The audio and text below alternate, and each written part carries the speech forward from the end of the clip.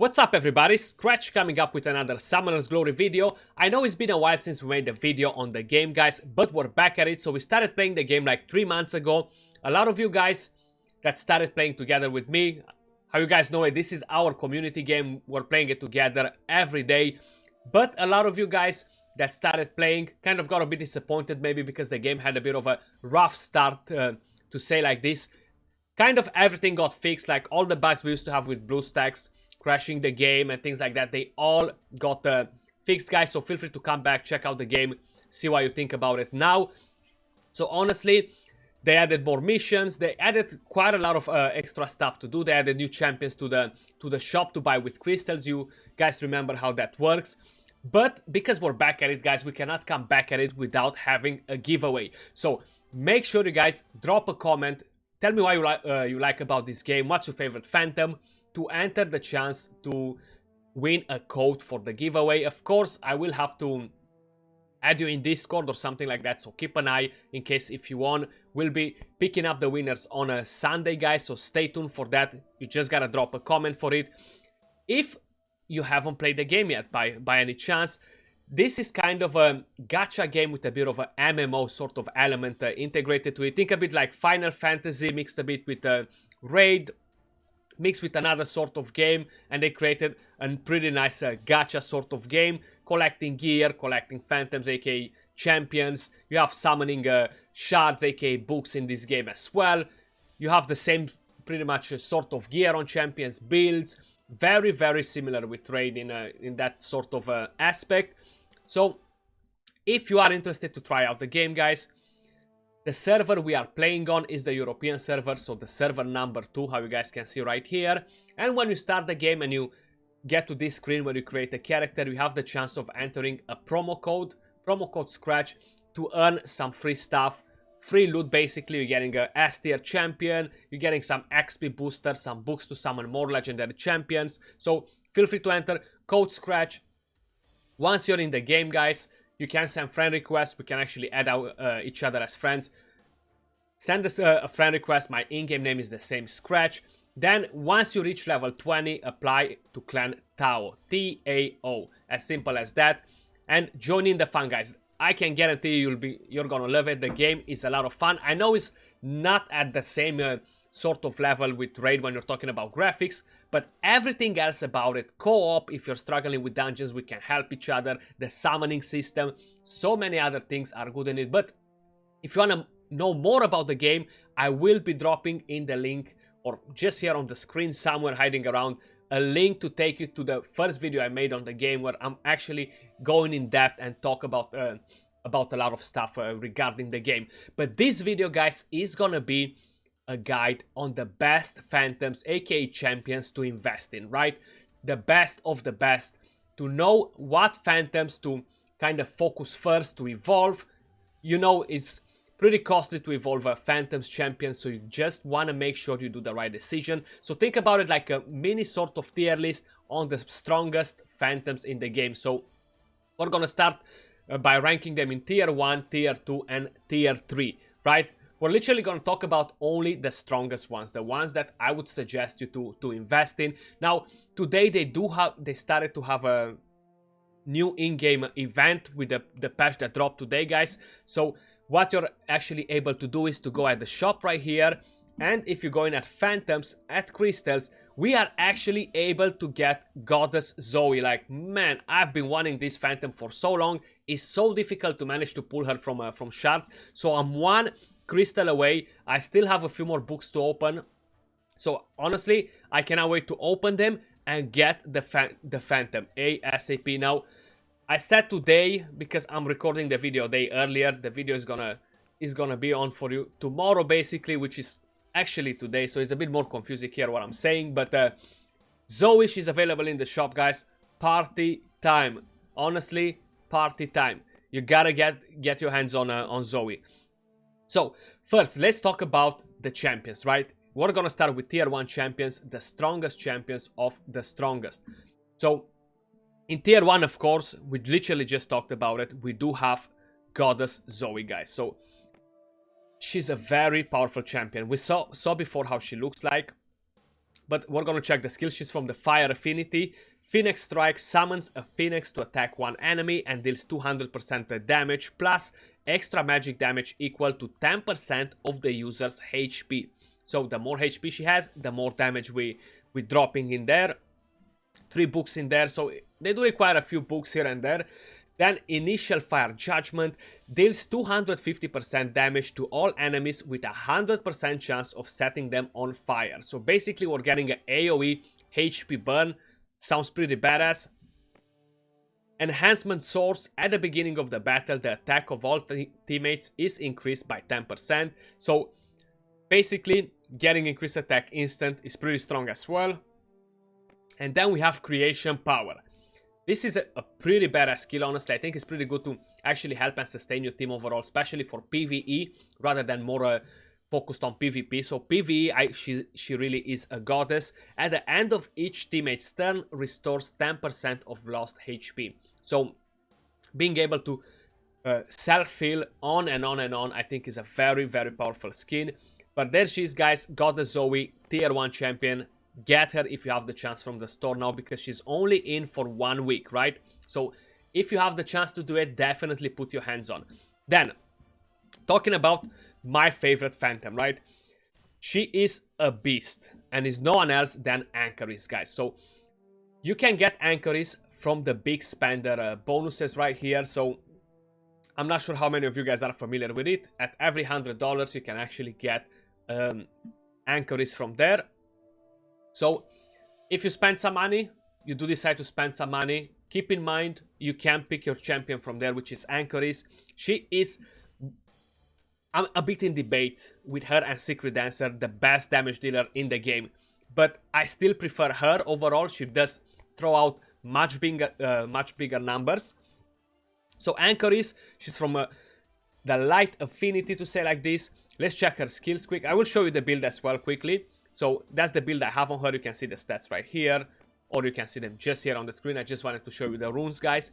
But we have A1 Cavalier Strike, slashes one enemy and deals 150% damage if an enemy is killed. Grants 1 more turn. So if I kill somebody, I'll be getting another turn to go and kill somebody else with her skill. So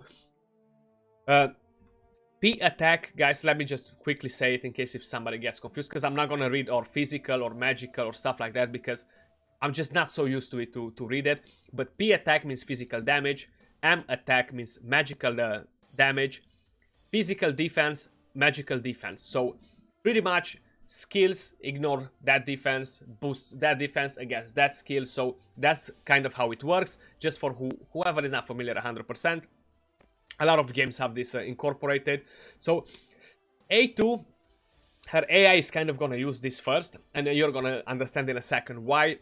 Chivalry restores 20% of the user's max HP and increases physical attack by 180 for 2 turns, right? So she's gonna use this self-heal and boost attack, right? But then we have Wild Blade. Man, this skill obliterates anything in this game, honestly. She is so powerful. Slashes one enemy, dealing 100% physical damage, then randomly attacks enemies 6 times, dealing 60% physical damage each time. Now, I still need 1 more book in there, because I'm getting close to get another one on the big spender list, so I'm gonna use that as a book. But boosting attack from here, going with this afterwards, man, dangerous. Then we have the passive Golden Sword. At the end of the turn, there is a 60% chance of summoning the Golden Sword, which causes the next enemy attack against Anchoris to deal 50% less damage and immediately grant her an additional turn. So another thing that gives us an additional turn. She's a super powerful champion, guys. Don't forget about Amity. You can do this daily. This is like pro tip here. I'm trying to think who doesn't have full Amity. Puppeteer. I don't think I started it on her yet. But every day you get to ask your champion 10 questions. Amity, guys, once you fill up all these hearts, you're getting a boost of 50% of their stats. Huge, right? So you definitely want to make the Amity. This is like secret tip for whoever was not familiar with it. So you're getting 50 points daily just by asking questions, finding out things about the champions, right? Then, of course, you can give them the gifts. I just realized that a lot of you guys are not familiar with it. So That was Conqueror's Goddess Zoe. The next one that we have on the list is no one else than Secret Dancer, Wind Affinity. A beast of a champion when you're talking about damage. Like, again, she obliterates. That's why I find them like pretty equal with Conqueror's. Conqueror's throws in higher numbers. She just attacks more often with the allies, like ally attack. So eventually at the end of the fight, they kind of have pretty similar damage. Now, depending by where exactly you're running them, I do think Secret Dancer is better for Arena, because if you're getting to use your turn meter booster before attack the enemy team, she can come in and literally obliterate the enemy. So let's go over the skills. Shadow Attack attacks one enemy and deals 90% physical damage with 30% chance of stunning them for one turn. Then we have the A2. Instant Attack stabs one enemy 4 times in a row and causes 88 physical damage each time. That's a pretty badass skill, and is on 2-turn cooldown as well. So this skill as well can literally obliterate any enemy champion in a PvP. Honestly, and PvE is a very powerful skill as well. Then Cooperation. When an ally deals damage, there is a 40% chance of executing a coordinated attack, dealing 100% physical damage. You guys can see the books what are doing, so I'm not gonna read all that because I don't want to make the video too long. We are gonna go over quite a few champions, so you can see what exactly the books are doing. And then we have the passive Slit Throat. Critical hits have a 35% chance of dealing additional physical damage equal to 30% of the user's HP. That goes up to 45%. So whenever she hits, is a chance of another hit to come in, dealing damage of the total HP. That's why you want to stack a lot of HP. Like how you guys can see, I have 1 million HP on her. She is a beast. And the last champion we're gonna rank as tier 1, guys, is Sea Conqueror. Like our little boxers. I love the animations on her, like probably are my favorite animations in the game from any other champion. She just has such badass animation. Fire Affinity, best turn meter control champion in the game. Think about like Lissandra in Raid Shadow Legends. That's kind of how she is here. You want to focus a lot of speed on her. Tons of speed, HP, and then think about your crit rate. You want to have survivability as well. So we have the A1 Heavy Fist, attacks one enemy and deals physical damage equal to 15% of the user's max HP while reducing enemy's defense by 30%. A2 Fire Combo attacks one enemy 4 times in a row and deals physical damage equal to 10% of the max HP each time with a hit. The last hit deals additional physical damage equal to 5% of the user's max HP and has a 30% chance of stunning the enemy for one turn. Don't worry, the enemy won't be around to get stunned because he's gonna get wrecked. If you're running a Secret Dancer with her on this skill, this will be the first skill you're gonna use in Arena. Decrease the turn meter of the enemies. Secret Dancer has her 40% chance to come in and wreck the enemy. And plus she hits pretty hard with this skill as well. Absorbs all enemies' attack bars by 25%. Then you're getting the A3 Chase, increases the attack bar of all teammates by 20%. That's on a 5-turn cooldown, but don't worry about long cooldowns, guys, because she has Tremor. At the end of the user's turns, there is a 15% chance of receiving an additional turn. Booked goes up to 30. Honestly, so many times I'm getting like 5-6 turns in a row with her. So I'm literally going A2, A3, A1 on the enemies, then coming with Conqueror or Secret Dancer, and literally after she lands that defense down, obliterate the enemy team. Lots of fun. How I said, her and Conqueror are probably my favorite champions in the entire game. Now I cannot wait to put my hands on Goddess Zoe to try her out. She's gonna be lots of fun. Now, as tier 2 Phantoms, aka champions, guys, I'm gonna have to start with Lord of Shadows. A super powerful champion, either if you're talking about damage or CC, and he's the only champion that I've seen so far. Phantom, I'm so used to call Phantoms champions that I'm gonna have to stick with champions, guys. You guys know what I mean. So it's the only one that has a chance to place unkillable on your allies. I haven't seen another one doing it. It might be another one that I'm just using as food probably, but I'm not sure. The next video on Summoner's Glory, guys, is gonna be the best champions as fodders, the worst champions to actually use in the game. So Let's go over his skill. His Darkness Affinity. A1 Shadow Sword attacks one enemy, deals 100% magic damage and reduces their defense by 50% magical defense. Then the A2, that's why you want to stack a lot of HP on this champion. How you guys can see, we have 1.3 million HP on him. Assault of Shadows. Summons shadows to attack all enemies 4 times in a row, dealing 33% of the user's max HP, with a 30% chance of stunning them for 1 turn. If this attack kills an enemy, the unit will get an additional turn, right? And that's on a 2-turn cooldown, so we're having a chance of landing unkillable every time we attack. We're gonna get to that passive in a second. So he's not gonna land it on himself, only on allies, right? So you can literally, basically randomly put unkillable on all your allies, keeping them alive on harder content, like when you're doing the tower or things like that. He's super helpful. Stunning as well, AoE, and then a ton of damage. Now the A2, this is a passive right here, Audacity. The A3, sorry. When being attacked, there is a 50% chance of performing a counter attack and dealing 200% magical damage. Pretty powerful to counter attack and deal a ton of damage. You can actually kill an enemy champion just by counter attacking in arena. Then the next passive, Guardian of the Undead. After attacking, there is a 70% chance to make a random ally immune to death for 3 turns. Now, I do remember this going up to 100% chance. I'm not sure exactly what happened. I think they kind of nerfed this and they changed it.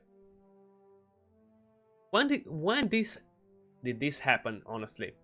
It must have happened in the last week. Something like that, because I haven't paid that much attention when I was using him. Probably in the last patch, and they did put a cooldown on it rather than a 100% chance. Maybe they find it a bit too overpowered, but he's still a top tier champion, absolutely. Now the second one I do want to talk about, guys, is Hayley. She is such a great CC champion, honestly. I don't know, I really like her. Super great CC. She's from the water affinity, to say like this. So if you have a Headcracker set, Headcracker is the stun set. That's honestly the best build you could give her because of her skills. Her multiple hit skill actually has a chance to stun every single time, so that's a pretty powerful thing to do. Let's have a look at the skills. Seahorn summons the Seahorn to attack one enemy and deal 100% magic damage, reducing the enemy's defense by 15%. Then the A2, we have Spirit of the Sea, attacks all enemies with the Spirit of the Sea powers 3 times and deals 70% magic damage each time, absorbs the attack bar by 25%. So this skill right here has a chance to stun 3 times. On every single hit has a chance to stun. That's why it's so powerful to have her on a Headcracker set. Spirit of the Sea, super good for CCing. Churn increases the PDF and MDF of all teammates by 15% for 3 turns, so it's boosting the defense on your allies. Then we have the passive Sea Sentinel. When being attacked, there is a 25% chance of one ally immediately taking action regardless of how full their turn meter is. So she will be getting a turn, they will be getting a turn. Doesn't matter of the turn meter, is that 25% chance to give you an extra turn instant. So that was Hayley, guys, a super powerful CC champion. Let's move over to the next one. So the next champion I have on the list, S tier 2, guys, is of course Sea Warrior. So how you guys can see, probably the champions I have built are built because are good. I'm not really wasting on a bad champions. Of course, I saved quite a lot of them that I know they might have potential in the future. So I kind of locked them, leveled some of them up to make sure I'm not using them as food. But we have Sea Warrior, another very powerful CC champion. Great to be used on the tower, great to be used on the Crystal Forge and the Vault Glass Forge as well. They're pretty badass there because of their ability to decrease speed. Now, a lot of enemy champions on those parts in the game, they have immunity, so you can debuff them with stun. So Hayley, she's not as great on the Cracker set, but she's still great because of the decreased turn meter. So we have Mr. Sea Warrior right here. Water affinity as well. We have the A1 Battle Plumage. Summons a magical Black Raven, then attacks 3 enemies and deals 100% damage, reducing their speed by 20% for 2 turns. The A2 Astral Spears deals 100% 180% magic damage to all enemies. AoE attack here. Then we have the A3 Living Shield, grants magic armor effect to one ally that increases PDF and MDF by 50% for 2 turns. So buffing one ally. But then we have the passive, that's what makes him so good, Calming the Spirit. Critical hits reduce enemy speed by 50% for 2 turns. Now that debuff right there is huge, guys. Being able to decrease the speed by so much on all the enemy team is huge, offering you a very powerful CC. So you do want to make him pretty fast and full crit rate to make sure you're not missing on that one. Now, the next champion I do want to talk about, still on the tier 2, is Puppeteer. So she was actually available in the shop to buy with crystals. She got changed today in the rotation with Zoe. But she's the only reviver in the game. As far as I know so far, I don't think there are any other revivers. She's a very powerful champion as well. Super annoying to deal with in the tower, or even in the last forge there. But she is a very powerful champion. So she's from the Darkness Affinity. Going over for A1, Crushing Blow attacks one enemy for 150% damage and 50% chance to absorb the attack bar by 35%. Grants one more turn if the enemy dies. Attack bar, aka turn meter, guys. In case if somebody gets confused, maybe I kind of forgot to mention that at the beginning. Attack bar equal turn meter. But a lot of you guys that are playing the game already know that, so... Moving over to the A2, Puppet Key attacks all enemies 3 times, dealing 80% physical damage every time and reduce the enemy PDF and MDF by 30% for 2 turns. Deals additional true damage equal to 5% of the enemy's maximum health. Now you know what true damage is, fully ignoring defense, literally just obliterating the enemy team. Some of the wordings are not perfect, so I might be stumbling in here because I haven't read them over and over again to have them in my head. So while I'm going with them, like this right here has a bit of a mistake. Then the A3 Resurrection resurrects one ally with 30% HP and restores 15% of their HP each turn for 3 turns. So kind of healing it continuously for 3 turns and reviving. Super powerful as well if you're losing an ally in the content. Passive, we have Marionette Rune. When attacked, 35% chance to bounce enemy damage by 50% and restore 15% of the health. So kind of like reflect damage and heal back from that reflected damage. So it's gonna be hard to kill her, guys. If you don't have the right champion in the team or the right magic spell, you're not gonna be able to kill her. It's gonna be pretty hard. So that's Puppeteer right here, guys. Super powerful champion. The next one on the list that I want to talk about, still as tier 2, guys. We have 2 more on the list here for me, and that's Victoria and Zeus. We're going to start with Zeus, and we're going to leave Victoria for the last one. The next one on the list is Zeus, Light Affinity. Paralysis kind of got a buff recently, so he became much more powerful than he was before. We have the A1 Thunder of Justice, attacks all enemies, deals 140% magic damage. AoE attack on the A1. Thunder Chain on the A2. Summons Thunder Chains for one ally, reflecting 35% of the damage received for 3 turns. Then we have the A3, the first passive. When attacking, has an 80% chance of paralyzing them for 3 turns. Pretty powerful as well, because that's going to go up to 100% chance with the A1 AoE. That becomes super powerful. Then Induction. Zeus has an 80% chance to deal 140% additional damage to paralyzed enemies. So even more damage on paralyzed enemies. That makes him a very powerful champion, aka Phantom. Now the next one on the list, how I said, is Victoria. Super hard to get her, guys. Now she is pretty similar with Anchoris in terms of damage, but she kind of needs a bit of a longer setup to do so. So because of it, I put her on tier 2. She's not as great for arena. Not so great overall because of the longer setup to deal damage. So she does look pretty though, doesn't she? She's amazing. Love the hair, love the design on her. Light Affinity as well, going on the A1, Favorable Wind. Swings a sword at one enemy and deals 100% physical damage. Then we have the A2 Righteous Anger, restores 30% of the user's HP and removes all negative status effect. Adds 1 stack of blades. 1 stack of blades is kind of like boosting attack. Then we have Light Edge, the A3, slashes one enemy 6 times in a row and causes 54% physical damage each time. So boosting her attack up with more attack bars, she's gonna deal a ton of damage with this skill right here, and is not random, is on a specific target, the one you choose. Then we have the passive Moon Sword. After attacking, Victoria gains 1 stack of blades for 6 turns. Each stack of blades causes attacks to deal an additional 35% damage. So that's what stacks of blade do, guys.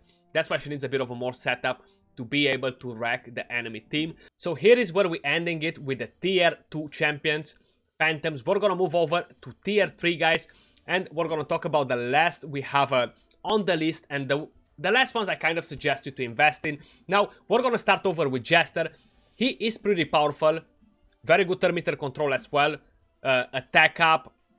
But Jester, guys, so you are able to get him from the daily login rewards. You are able to buy him from some special offers, which are very good deals actually. They appear on the middle of the screen at the top. I think they're called the beginner offers. You are able to get multiple legendary champions from a Jester. So I think you're getting 2. You can use one as a book. You're getting it there, plus a lot of other things included in that pack. But Jester, daily login rewards, you can buy him, you can summon him, of course. He is Darkness Affinity. Going over his A1, magic cards, throws cards at an enemy and deals 220% magic damage. We have the A2 Thrill, shuffles cards to restore the HP of an ally equal to 150% of Jester's magic attack. Fairly decent heal. I would not consider this heal like an insane heal by any means.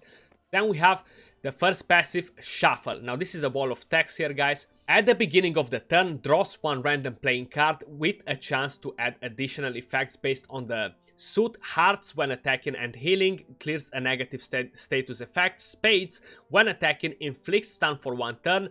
When healing, immediately receives an additional turn. Diamonds when attacking, deals double damage. When healing, heals double the amount. Clubs when attacking, deals damage to all enemies. When healing, applies healing effects to all allies. Now, this passive is a very powerful one, depending by the card you're picking, kind of like a game of poker, because that's why he's named Jester. That's why he has the card right under his bum there. He is a very powerful champion overall with this ability.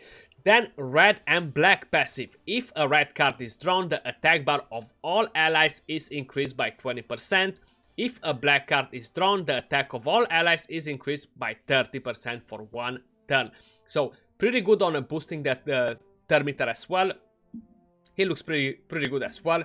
That's Jester for you, ladies and gentlemen. Darkness Affinity, how I said. Now, the next one I want to talk about, and you are able to get him from campaign, is Master Merlin.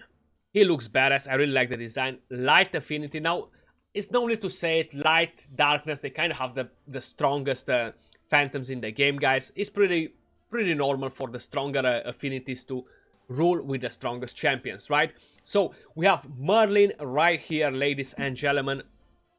Talking about his skills, we have the A1, Holiness, attacks 1 enemy and deals 100% magic damage. 50% chance to absorb the attack bar by 25, so decrease the turn meter.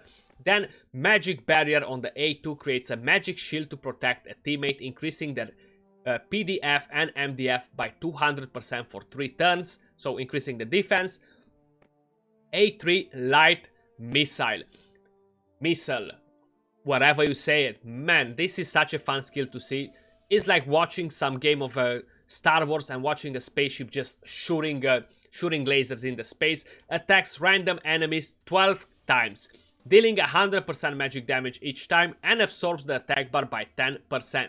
Like, huge turn meter control if you're talking about bosses, if you're talking about a team with 2-3 champions in it, like, you'll be wrecking their turn meter. And just watch their animation whenever you're getting the phantom is a lot of fun. Then the A3, Conserving Energy, increases users' magic attack by 30%. So that's Merlin, ladies and gentlemen. Of course, all these champions that I've been telling you guys, pretty much all of them are able to do damage. So you can't really split them in just support type of champion rather than say, oh, well, this champion doesn't deal any damage. Hayley, she's not very impressive. Sea Warrior are not very impressive when you're talking about numbers in damage. But rather than that, they can pump out some damage for you. Now, the next champion I do want to talk about on this list, guys. Of course, we do have Lunar Goddess. Pretty strong healer champion. Definitely a keep, right? So let's go over her skills. She's a light affinity as well. I am putting her as tier 3 because healing, cleansing is pretty powerful, but is not that powerful. I am able to beat everything in the game without running a healer with me. So attacks one enemy, deals 150% magic damage and reduces their magic attack by 10% for 1 turn. Then we have the A2. Lunar Sickle restores 30% of the health of all teammates and increases their attack bar by 30%.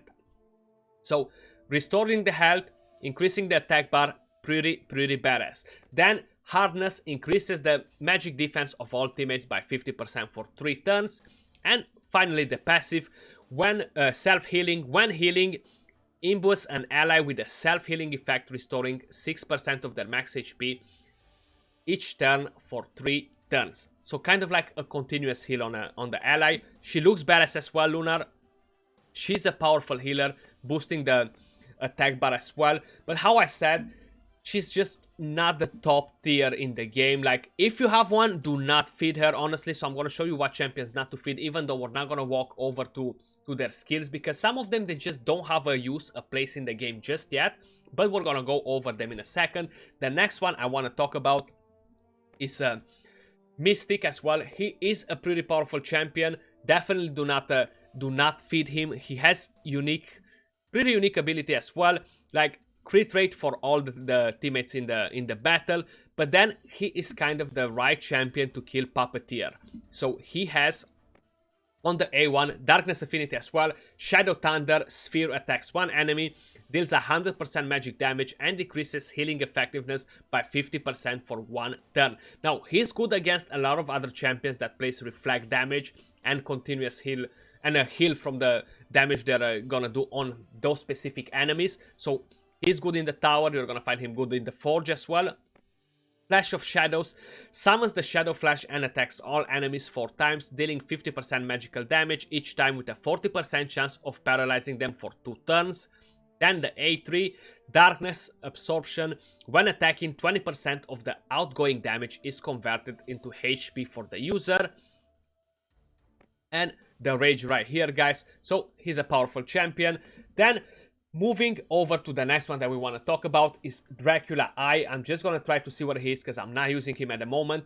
But we're going to move over and talk about the rest as well. He's a very powerful Terminator control champion as well. Darkness Affinity. We have the A1, Wave of Darkness. He's so annoying sometimes, honestly. This little flying eye can be so annoying. Summons a Wave of Darkness to attack one enemy and deals 100% magic damage, 50% chance to absorb the attack bar by 25%.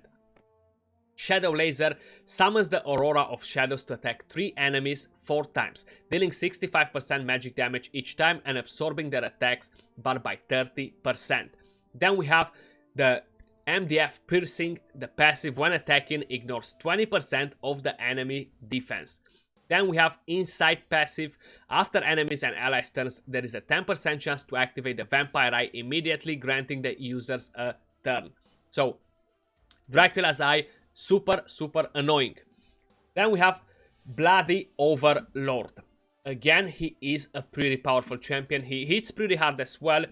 Fire Affinity. Finally, we get some fire in here. We have Blood Curse attacks 2 enemies, deals 100% magic damage and converts 25% of the damage into health. Then we have the Blood Boil, grants Blood Boil effect to one ally, granting them 20% extra attack for 1 turn, can also be used on self. A3, Blood Lotus, deals 150% magic damage to all enemies. Every 10% of HP that Bloody Overlord loses gives 1 extra attempt to deal damage. Max 4 attempts, less hit damage increased by 20%. Then Exaltation, When the enemy has a debuff, an additional 50% damage is caused by Bloody Overlord's attack. So that's a passive.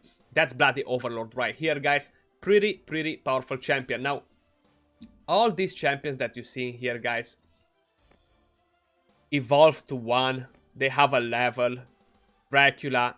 Eilish is not that good. I just like to keep one of them just in case if she'll ever get a buff. Like Poseidon, we have General of Fire. They're the most powerful tanks in the game. Even though the tanks, they don't really have a use at the moment. Arthur, King Arthur.